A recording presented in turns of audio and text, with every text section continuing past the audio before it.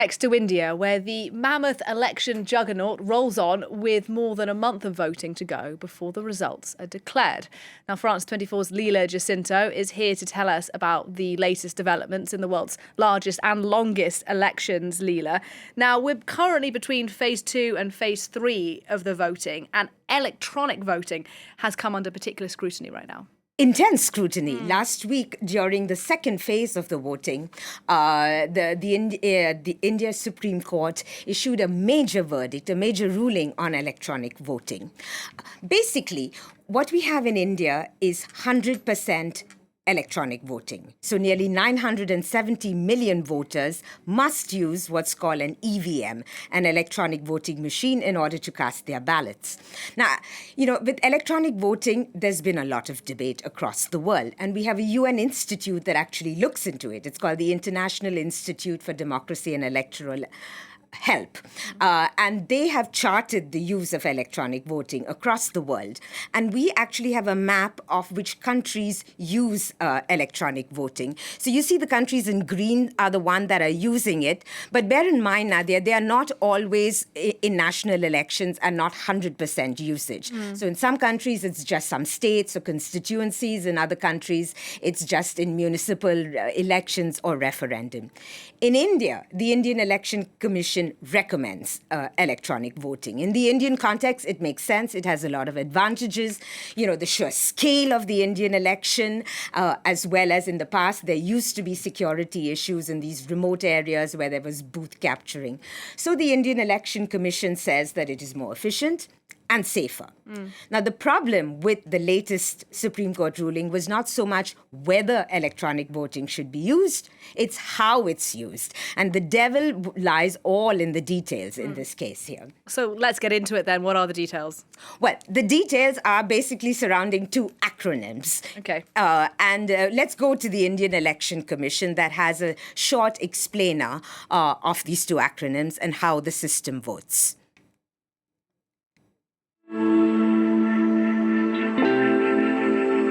Hello, I am Electronic Voting Machine.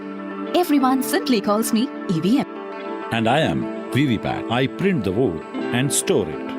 I make the world's largest democratic electoral process secure, free, and transparent. So the issue here is all around the VVPAT, the Voter Verifiable Paper Audit Trail. Basically, what this is it's a unit that produces a paper slip that is viewable to the voter for 7 seconds before the ballot is cast. Now, the Supreme Court, an NGO, filed a petition with the Supreme Court pleading that the paper trail be handed to the voter so that the voter can verify their choice before the ballot goes into the box. Now, the Supreme Court rejected this, and it rejected a couple of other petitions as well. And in its ruling, the Supreme Court basically said that we cannot have a culture of blind distrust against the system, and that India needs to have a culture of trust in electronic voting. But really, trust is the heart of the issue here. Well, that's what I was going to ask you. Is there a problem of trust? Big problem. Well, the UN Institute, one of its key recommendations is building trust. And at the heart of the issue of this distrust of technology is the fact that opposition supporters fear that somehow the technology can be manipulated to the ruling party's favor. That's at the heart of the issue. I mean, this can be handled technically, and India has a pretty good track record when it comes to technical issues. Since 2013, the Supreme Court has been ruling and making recommendations which have been adopted. So they're pretty good on the technical problem. The real problem is the lack of trust.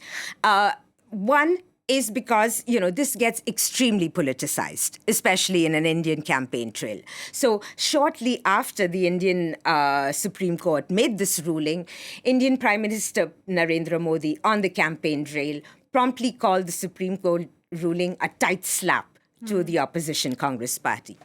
The opposition party shot back with a spanking jibe and saying that, pointing out that they were not the petitioners in this litigation. It was an NGO. And, while the politicians and the headlines go on with all this rhetorical whipping and whacking, the scientists are recording a serious drop in trust figures of Indian voters. And so we have the biggest study that comes out before the election. It's called the Lokniti study. And they are evaluating the level of trust among Indian voters. And they are noticing a sharp decline in trust in the Indian Election Commission compared to what it was in the last election 5 years ago, as well as when it comes to EVMs or electronic voting machines.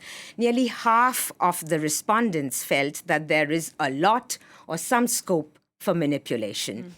So, I mean, there are all sorts of explanation for this falling level of trust. You know, there is the decline in press freedom, there is crackdown on the opposition, there is a sense that a personality cult around Modi is eroding the checks and balances and divisions of power. And, you know, all these issues need to be addressed. But honestly, Nadia, at the heart of it is, yes, there is a distrust, but what all this shows, because there's a lot of chatter on social media, you have a lot of opposition supporters voicing their fears about this. They are met with a backlash by ruling party supporters. But all this goes to show that Indians care a lot about democracy and their voting, and they expect a free and fair election. And if they feel that they're not getting it, they will create a stink about it. Leela Jacinto, really good to talk to you. Thanks very much indeed. That's Leela Jacinto.